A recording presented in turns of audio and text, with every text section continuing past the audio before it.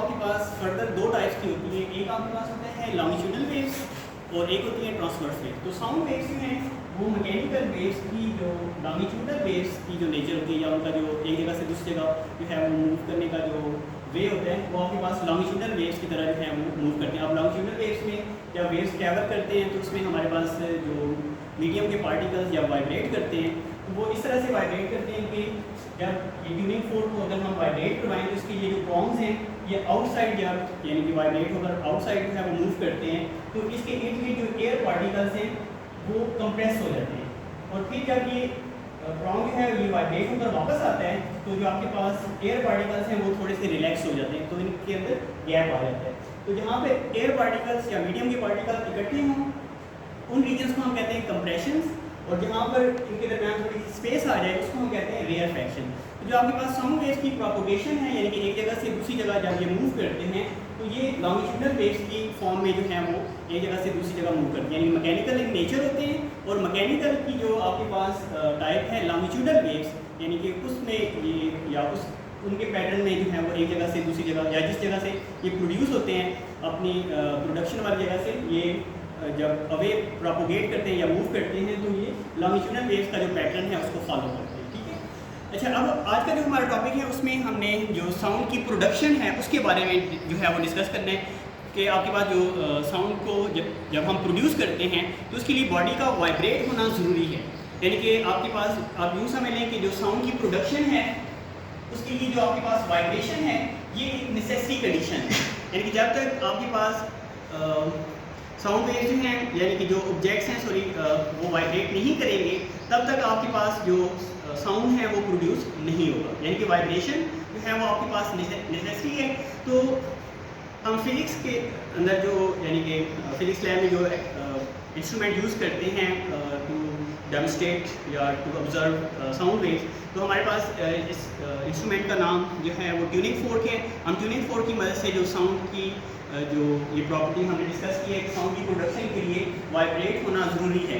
तो जब हम इस प्रॉन्ग को जो है वो टेबल के ऊपर यानी कि ज़ोर से जो है वो प्रेस करते हैं या इसको ज़ोर से जो है इसका टकराते हैं तो इसके ये जो प्रॉन्ग्स हैं ये वाइब्रेट करना शुरू कर देते हैं और अगर हम इसको अपने कान के करीब लेकर आए तो हम इसमें से जो आवाज़ है वो भी सुन सकते हैं।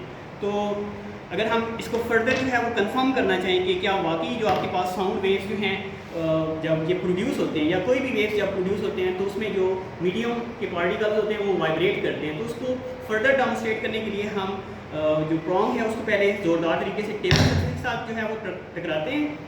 तो एज अ रिजल्ट जब हम इसको इस सब्जेक्ट के करीब लेकर आएंगे तो इसकी जो प्रॉन्ग्स की वाइब्रेशन है ये इस सब्जेक्ट के ऊपर जो है वो एग्जर्ट होगी। तो एज अ रिजल्ट इसकी जो आपके पास मूवमेंट है वो हम देख सकेंगे कि आपके पास जो ये जो ऑब्जेक्ट है ये जो लाइट ऑब्जेक्ट मैंने सस्पेंड किया हुआ है ये आपके पास क्या करेगा यानी कि वाइब्रेट करना स्टार्ट कर देगा। तो ये इस चीज़ का प्रूफ है कि जब आपके पास साउंड वेव्स प्रोड्यूस होते हैं तो एज अ रिजल्ट जो मीडियम है उसके पार्टिकल्स वाइब्रेट करना स्टार्ट कर देते हैं। ठीक है, तो इसको ट्राई करते हैं।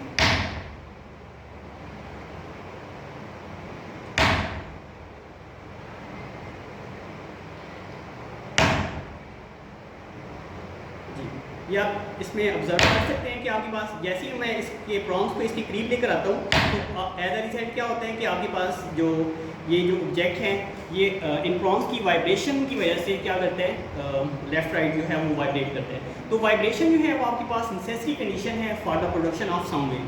फिर इसके बाद इसकी जो दूसरी कंडीशन है यानी कि आपके पास एक इसकी प्रोडक्शन के लिए बॉडी का या मीडियम के पार्टिकल्स का वाइब्रेट करना ज़रूरी है और दूसरे नंबर पर किसी मीडियम का होना ज़रूरी है। क्योंकि आपके पास जो साउंड वेव्स हैं वो आपके पास हमने बताया कि ये मैकेनिकल इन नेचर होते हैं। तो मैकेनिकल नेचर के लिए आपके पास मीडियम का होना ज़रूरी है। तो ये आपके पास शॉर्ट क्वेश्चन के तौर पे पूछा जा सकता है कि आपके पास जो साउंड वेव्स हैं उनकी प्रोडक्शन के लिए जो नेसेसरी कंडीशन है वो क्या है। एक आपके पास पार्टिकल्स के वाइब्रेशन और दूसरा आपके पास मीडियम। अगर आपके पास दो यानी कि पॉइंट्स के दरमियान अगर मीडियम इन्वॉल्व नहीं होगा, जैसे अगर हम स्पेस के अंदर जो है वो आमने सामने बैठे हों तो हम एक दूसरे के साथ अगर बातचीत करने की कोशिश करें तो हमारी आवाज़ जो है वो दूसरे पर्सन जो हमारे सामने बैठे हो उस तक नहीं पहुंच पाएगी क्योंकि हमारे दरमियान जो वैक्यूम है वो हमारी साउंड एनर्जी को जो है वो मूव नहीं करवा रहा। तो आपके पास जो साउंड वेव्स हैं उनके लिए मीडियम का होना ज़रूरी है। इसको बुक के अकॉर्डिंग जो है वो रीड आउट कर लेते हैं, production and propagation of sound. तो आज हम सिर्फ जो production of the sound wave है इसको डिस्कस करेंगे और इसके साथ जो एक्टिविटी हमने डेमोस्ट्रेट की थी उसको फर्दर जो है वो रीड आउट करते हैं। Sound is produce bye vibrating objects, यानी कि आपके पास जो साउंड वेव्स हैं या जो साउंड है उसके लिए ज़रूरी है ऑब्जेक्ट जो हैं वो वाइब्रेट करें। When an object vibrate it makes the air around it to vibrate as well. These air vibrations travel to our ears and create the sensation of sound। यानी कि आपके पास ये इसमें ये क्वेश्चन भी आ सकता है कि how can we hear the sound waves. तो बेसिकली क्या होता है कि जो भी पार्टिकल्स वाइब्रेट करते हैं तो उनके इर्द गिर्द जो एयर पार्टिकल्स होते हैं वो उस साउंड एनर्जी को कैरी करते हैं। जैसे यानी कि हम बोलना स्टार्ट करते हैं तो हमारे इर्द गिर्द जो आपके पास एयर पार्टिकल्स मौजूद होते हैं वो अपने अंदर उस साउंड एनर्जी को कैरी करते हैं और उसको हमारे कान के पर्दे तक लेकर आते हैं। और जैसी वो एनर्जी हमारे कान के पर्दे के साथ आके टकराती है तो हमारा ईयर ड्रम जो है वो वाइब्रेट करता है और एज अ रिजल्ट हम साउंड वेव जो हैं वो सुनने के काबिल होते हैं। For example in guitar the sound is produce when its strings vibrate. Similarly our voice is produce by the vibration of vocal cords. इस तरह आपके पास जो ह्यूमन ऑर्गन्स हैं लाइक लंग्स या आपके पास जो हार्ट बीट है उसमें भी अगर यानी कि अगर हम चेस्ट पर हाथ रख के या जो स्टेथोस्कोप है उसकी मदद से अगर हम चेक करें तो हम जब सांस ले रहे होते हैं तो हमारे फेफड़ों के अंदर हवा जो जब इनहेल और एक्सहेल होती है तो उस वक्त जो लंग्स हैं वो भी साउंड प्रोड्यूस करते हैं। इस तरह जो आपके पास दिल की धड़कन है यानी कि ब्लड पंपिंग के दौरान जो आपके पास यानी कि ब्लड जो है वो उसमें पंप होता है तो एज अ रिजल्ट उस वक्त भी जो दिल की धड़कन है वो हम सुन सकते हैं। यानी कि कोई भी आपके पास जो ऑब्जेक्ट जो साउंड प्रोड्यूस करता है तो उसमें जो वाइब्रेशन हैं वो कंपल्सरी उसका पार्ट होती हैं। यानी कि आपके पास कोई भी सिस्टम जब अपने अंदर से साउंड जो है वो डेवलप करता है या प्रोड्यूस करता है चाहे वो ह्यूमन ऑर्गन्स हो या कोई भी हम ऑब्जेक्ट जिसके अंदर हमने साउंड जो है वो प्रोड्यूस करने हैं तो हमने उसकी मीडियम्स के पार्टिकल्स को वाइब्रेट लाजमी करवाना है। अब स्कूल लेबॉरेटरीज़ के अंदर जो है वो हम ट्यूनिंग फोर्क जो है वो यूज़ करते हैं। इसके अंदर हम एक बिल्कुल यानी कि एक रीज़नेबल जो साउंड है वो प्रोड्यूस करके जो है उसको सुन सकते हैं क्योंकि हम स्कूल लेबॉरेटरीज़ के अंदर इतना ज़्यादा नॉइज़ी साउंड जो है वो प्रोड्यूस नहीं करते हैं। तो जो आपके पास ट्यूनिंग फोर्क है उसको जब हम किसी रबर हैमर के साथ या किसी रिजिड बॉडी के साथ जैसे टेबल सरफेस के साथ हम स्ट्राइक करते हैं तो उसके जो प्रॉन्ग्स हैं वो आपके पास क्या करते हैं वाइब्रेट करना स्टार्ट कर देते हैं। यानी कि इसकी जो दोनों हिस्से हैं यानी कि आपके पास जैसे ही हम इसको किसी सरफेस के साथ जो है वो हिट करेंगे तो इसकी जो आपके पास ये जो प्रॉन्ग्स हैं ये लेफ़्ट राइट जो है वो वाइब्रेट करना स्टार्ट कर देंगे। यानी कि इनका जो पैटर्न है वो इस तरह बनना शुरू हो जाएगा।